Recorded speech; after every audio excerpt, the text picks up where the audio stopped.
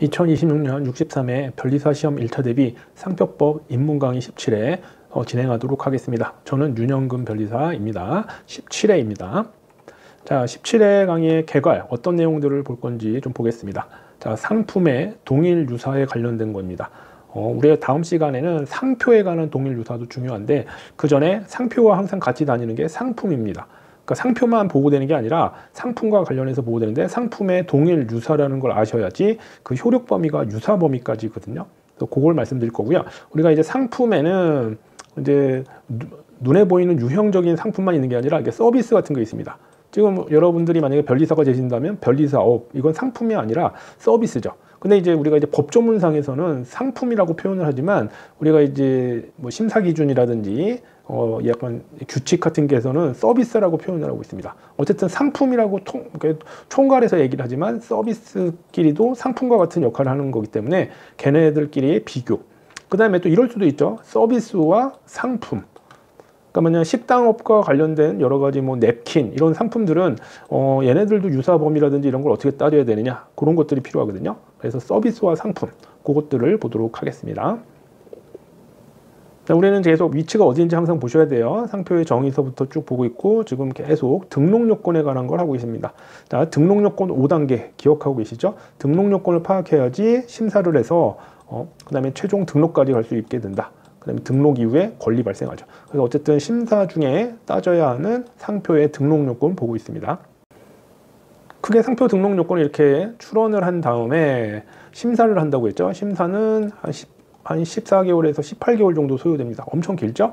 심사를 빨리 하는 제도가 있고요. 그 다음에 거절 이유가 없으면 출원 공고라는 제도를 거친 다음에 이제 우리 2025년 7월부터 개정될 건데 30일 정도 지나면 이제 바로 등록 결정되는 건 아니고요. 한 달 반 정도 될 거로 예상됩니다. 그래서 등록 결정이 되면 이제 돈을 내면 최종 등록이 됩니다.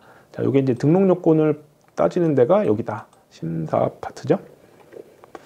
우리 등록 요건 5단계 우리가 이제 상품, 상표의 정의 이런 것들 배웠었죠. 상품을 먼저 봐라 말씀드렸고요. 그다음에 정의 규정, 그다음에 3조. 그 다음에 우리가 지금 계속 했었던 게 33조 사용에 의한 식별력 뭐 이런 것들 자타 식별력 이런 걸 배웠죠. 그런데 이제 바로 34조로 가는 게 아니라 우리가 33조에서 우리가 자타 식별력이라는 걸 배웠습니다. 자타 식별력이 상표로서 기능하는 애들을 얘기하는 거죠. 상표로서 기능하는 애들을 중요한 부분으로 모서 판단을 하는데 그게 이제 나중에 상표 유사 판단에서 나오게 됩니다. 그러한 기능을 발휘하는 것들이 서로 비슷하게 보이면 혼동이 생기거든요.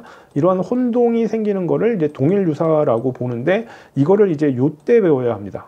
이거를 배우고 나서 그 다음에 우리가 이제 34조를 공부하게 됩니다. 왜냐하면 34조에서는 상표와 상품의 동일 유사를 이때 배우고 나서 상표와 상품의 동일 유사가 기본적으로 자꾸 나와요. 그 다음에 35조에서도 마찬가지고요. 그러다 보니까 우리가 33조까지는 뭐 동일 유사하다 이런 걸 배운 거는 정확하게 없습니다. 뭐 사용에 의한 식별력 33조 2항에서 간단하게 동일성 범위다 뭐 이런 얘기는 했었지만 뭐 정확하게 얘기는 안 했어요. 근데 어쨌든 여기까지는 그런 것들이 중요하지 않았는데 34조 35조 나중에 이제 침해 뭐 이런 것들을 따질 때는 상표와 상품의 동일 유사를 고려해야 됩니다. 그래서 요때 공부를 하게 됩니다. 이게 이제 개념성으로는 맨 처음에 해야 되는 건데 우리가 이제 뭐 여러 가지 자타 식별력이나 이런 걸 아직 모르기 때문에 요거를 배우고 나서 33조를 한 다음에 요걸로 하게 되는 겁니다. 그래야지 34조, 35조로 넘어가게 됩니다. 자, 등록 요건 5단계 중에 우리가 지금 요 단계에 있다. 이거 알고 계시면 될 것 같고요. 자, 우리 상표 사용 상식인데 자, 요거 R 표시 보이시죠? 그 다음에 TM이라는 표시가 있죠. 자, 여러분 이건 시험에 나올 정도는 아니고요. 이거는 이제 상식입니다. 자, R 표시는 등록이라는 표시라서 등록받은 상표에만 쓸 수 있습니다. 그러니까 아무나 쓰면 안 되죠. 근데 이제 TM이라는 표시는 트레이드 마크라는 뜻입니다. 트레이드 마크, 상표라는 뜻이죠. 그래서 이거는 상표를 등록받았느냐 안 받았느냐 중요하지 않고요. 상표로서 쓴다라고 표시를 하는 거예요. 이렇게 뭐 도용으로 된 경우라든지 그럴 때 상표라고 생각 안 할까봐 상표로서 나는 쓰고 있다라는 걸 표시하기 위해서 TM이라고 쓰는 거라서 누구나 쓸 수 있습니다. 자, 요게 차이가 있다는 거 상식으로 알아두시고요. 자, 그럼 상품에 대한 유사, 동일 유사 판단 이런 것들을 하겠습니다. 우리 상품의 동일 유사는 우리가 이제 상표법을 공부하고 있으면 상표랑 당연히 생각을 해야 되잖아요. 그런데 우리 특허청에서는 그런 거를 상표까지 고려하면 머리가 아프니까 상품류라는 걸 만들게 됩니다. 이게 전 세계적으로 통용됩니다. 그래서 45개의 분류가 있습니다. 그걸 상품류라고 합니다. 류. 뭐 유유상종 그러잖아요. 분류를 얘기하고요. 거기 안에 또 이제 세부적으로 상품 유 말고도 유사군 코드라는 게 있어서 우리가 이제 실질적으로는 특허청에서는 유사군 코드가 상품마다 부여되거든요. 이런 거는 이제 외우시거나 그럴 필요는 없고, 이런 어떤 것들은 우리가 다 나중에 전산으로 찾아볼 수가 또 있게 됩니다. 그 유사군 코드가 같으면 특별하게 여러 가지 고려하지 않고 유사하다고 보통 추정해서 보게 됩니다. 특허청에서는 그렇게 보고요. 근데 이제 학설은 절대적 판정설이라는 게 있습니다. 크게 학설이 두 개가 있는데, 이게 이제 1차 시험에 나온 적이 있어요. 우리가 학설은 보통 우리 상표법에서는 학설이 안 나옵니다. 근데 딱 유일하게 한 번 나온 적이 있어요. 그게 요겁니다. 절대적 판정설은 상품만 고려해서 유사하냐 안 유사하냐 그걸 판단하는 겁니다. 자, 뭐 아직은 개념은 모르겠지만 동일 유사라는 게 비슷하냐 혼동이 생기느냐 그런 개념이거든요. 그렇지만 상대적 판정설을 주장하는 경우도 있어요. 상표도 고려해야 된다. 이런 게 이제 학설인데, 자, 판례는 어떻게 할까요? 판례에서는요, 절대적 판정설 입장이다. 즉 상표를 고려하지 않습니다. 그러니까 절대적인 평가, 상품만의 속성과 상품의 거래 실적만 봅니다. 그래서 심지어 우리가 이제 특허청 심사실무에서는 아까 상품유를 본다고 했잖아요. 상품유도 보고 유사군 코드 보는데, 판례에서는 이거 고려하지 않습니다. 그러니까 이런 것들은 특허청 심사실무에서만 하는 거고, 실제적으로 만약에 분쟁이 생기면 실제 상품의 속성이나 거래 실적을 고려해서 판단하는 게 판례입니다. 요게 상품 유사 판단이에요. 요게 이제 되게 중요하고요. 요거를 하나의 주요 논점이라서 이게 2차 시험에 아직 나오지 않았어요. 나올 확률이 높기 때문에 우리가 이제 요걸 다 알고 계셔야 됩니다. 특허청 심사실무, 학설, 판례 이렇게 이런 식으로 보셔야 됩니다. 자, 그러면 아까 상품류를 나눠진다고 했죠. 요거는 국제적으로도 분류하는데, 요거를 이제 니스 분류라고 합니다. 나이스가 아니고요. 니스 지역에서 우리가 조약을 맺어서 했기 때문에 니스 분류라고 하는데, 상품은 34가지로 분류를 합니다. 뭐 예를 들면 우리가 뭐 스마트폰 같은 건 구류 같은 거에 해당하고요. 그 다음에 의류 같은 것들은 25류. 그래서 이렇게 분류를 정해놨고요. 그리고 유사군 코드라는 게 더 세부적으로 있는데, 여러분이 1차 시험, 2차 시험 공부할 때 유사군 코드라는 게 있다 정도만 아시면 되지, 시험 볼 땐 중요하지 않습니다. 그냥 유사군 코드는 그냥 특허청에서 그냥 분류를 해놓은 거예요. 유사한 걸 다 찾아놓을 수가 없으니까 얘네들은 유사군 코드가 뭐다. 그래서 내부적으로 있습니다. 이거는 나중에 뭐 우리가 여러 가지 그 사이트가 있어서 쉽게 찾아볼 수 있습니다. 그건 1차 기본 강의 때 한번 간단하게 설명드릴 거니까 시험에 나오는 건 아니고요. 그냥 그런 게 있다 정도만 아시면 됩니다. 그 다음에 우리가 이제 서비스가 있다고 했죠. 상품은 아니고, 그래서 뭐 도소매업은 35류고요. 우리가 유튜브 같은 걸 하신다. 제 영상을 유튜브에서 보시면, 저도 유튜브에 윤별TV죠. 윤별을 상표법상 등록해놨는데 몇 류로 해놨을까요? 38류에 해놨습니다.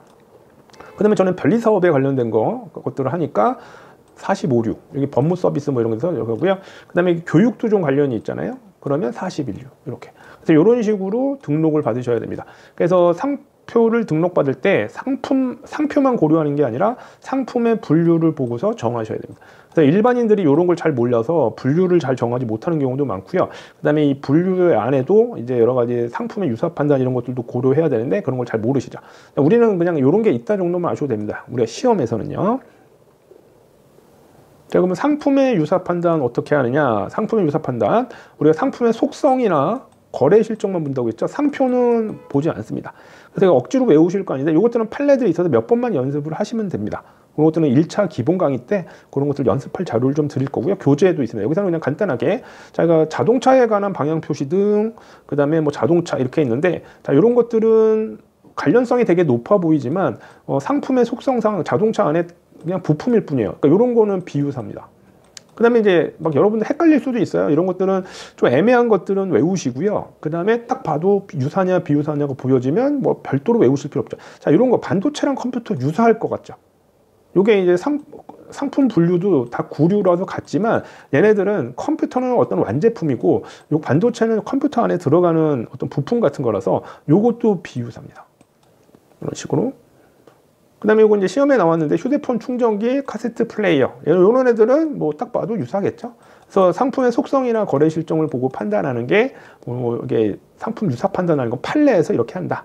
근데 실제로 이건 구류에 속하니까 구류에다가 다 지정을 해야 돼요. 그러니까 이거 특허청 심사실무상은 그렇게 하고요. 그러니까 심사실무에서도 유사군 코드가 얘네들은 또 달라요. 그래서 유사군 코드라는 게 그냥 있다 정도만 아시고요. 이런 것들은 상품의 속성과 거래 실정 보고 하는구나. 그 정도 알아두시면 될 것 같습니다. 자, 그 다음에 그 외에 상품 유사 판단에서 서비스 끼리도 알아야 되겠죠. 서비스 끼리도, 서비스의 경우에는, 자, 이거 나중에 다 외우실 거니까 이거 그냥 눈에만 익혀 두십시오. 그냥 두 문자 암기 코드는 제가 계속 입에 붙으라고 했죠. 상품이 아니기 때문에 서비스의 성질, 내용, 제공 수단, 제공 장소, 서비스 수요자 범위, 그래서 그런 걸 실정을 고려해서 거래 통념을 판단하는 게 서비스 간의 유사 판단 기준입니다. 이거 다 판례예요. 그러다 보니까 이거 나중에 암기하셔야 돼요. 한 번만 따라해 보십시오. 성내, 재수, 제장, 범실통. 성내, 재수, 제장, 범실통. 이렇게. 그래서 이런 것들 이제 그런 기준으로 판단을 하는데 치킨점업, 식당업 뭘 것 같습니까? 이거 유사합니다. 그 다음에 이런 거 어려운데요. 치과업, 이비인후과업. 의료 쪽인 것, 의료 쪽이잖아요. 그런데 얘네들은 비유사예요. 이건 이제 판례가 있어요. 이거 하여튼 다 판례입니다. 그 다음에 보고요리 식당업과 휴게실업. 자, 이거 유사할 것 같죠? 이것도 비유사입니다. 자, 그래서 여러분들이 여러 가지 성질 내용을 봤을 때 유사냐 비유사냐는 억지로 여러분들 상식으로 하는 게 아니라 판례에서 그렇게 판단하고 있다. 그럼 그런 판단 기준에서 아, 이렇게 판단했을까? 왜 이렇게 판단했을까? 그런 것들을 자꾸 연습을 하셔야 됩니다. 그런 거는 1차 기본 강의 때 하시는 걸로 할게요. 자, 그 다음에 마지막으로 이런 경우도 있겠죠. 서비스와 상품 이런 것들. 자, 그런 걸 때는 동종성이라고 표현을 합니다. 얘네들은 같을 수는 없어요. 서비스와 상품이. 그런데 비슷하게 유사하게 볼 수 있을 거. 즉 동종성이라는 건 당의 상품이 없으면 서비스가 존재 없을 만큼 극히 밀접한 관계를 얘기를 한다. 여기서 이거 역시 판례가 있습니다. 그래서 이것도 무조건 나중에 암기하셔야 돼요. 그래서 아까 말했던 성내, 재수, 제장, 범실, 통이 있었죠. 그다음에 서비스와 상품의 경우에도 암기를 꼭 나중에 해야 됩니다. 그래서 서비스와 상품이 유사한지 안 유사한지 판단하는 기준은 밀동, 용범장, 일치출. 그래서 서비스와 상품 간의 밀접한 관계, 뭐 동일 사업자 여부, 수요자 범위, 판매 장소와 서비스의 제공 장소 일치, 출처 혼동. 이게 제일 유사 판단에서는 제일 중요한 표현이 이겁니다. 출처 혼동. 근데 어쨌든 이렇게 판례에서 표현을 하니까 이런 것들은 무조건 암기하셔야 됩니다. 한번 따라해 보시죠. 밀동, 용범장, 일치출. 이렇게 끝까지 잘 자꾸 따라해 보셔야 됩니다. 이런 걸 자꾸 견디시고 자꾸 익히셔야지 나중에 되게 도움이 많이 됩니다. 아시죠? 자, 요 예시 하나만 보고 오늘 마무리하겠습니다. 자, 스포츠용구, 골프장갑. 이거는 하나는 서비스고 하나는 분명히 상품이죠. 근데 되게 관련성이 높죠. 여러 가지 제공 장소라든지 밀접한 관련성이 느껴지죠. 그래서 얘네들은 동종성이 있다라고 치는데 그게 유사라는 얘기예요. 동종성이란 말이. 그 다음에 립스틱하고 미용 상담업 어떻게 느껴지십니까? 이런 것들은 이것도 동종성이 있다라고 봅니다. 이런 것들. 그 다음에 치과업하고 치약 칫솔 당연히 동종성이 있을 것 같죠. 이거 판례에서 없다고 봤습니다. 참 어렵죠. 자, 그런 것들은 이제 이게 재판관이 판단하는 거다 보니까 여러분의 생각과 약간씩 다른 경우도 있고 판례들은 그런 것들을 이제 기억하고 계실 수밖에 없어요. 그래서 이런 것들은 자꾸 몇 번씩 반복해서 보시는고요. 여러분의 상식을 벗어난 거다. 그러면 그런 거는 외우시고 상식에 딱 봐도 유사하다, 동종성이 있다. 이런 것들은 뭐 억지로 안 외워도 되겠죠. 아시겠습니까? 예, 이렇게 마감하도록 하겠습니다. 자, 오늘의 공부 명언. 시험은 운이 아니라 습관이다. 자, 제 지금 동영상도 지금 매일 최근에 이렇게 업로드하고 있는데 꾸준하게 보고 계시나요? 저도 이제 습관적으로 계속 올리려고 좀 시간이 늦지 않게 계속 올리려고 하는데 여러분들도 끝까지 자꾸 보시려고 하셔야 됩니다. 이거보다 나중에 1차 기본 강의, 뭐 중국 강의, 심화 강의는 더 어렵습니다. 지금 그냥 맛배기로 봐드리는 거니까 그냥 자꾸 그냥 가볍게 보시고요. 입에 자꾸 붙이고 그런 것들 하시면 좋을 것 같습니다. 네, 오늘은 여기까지 하고요. 인문 강의 17회 마감하도록 하겠습니다. 저는 윤영근 변리사였습니다. 감사합니다.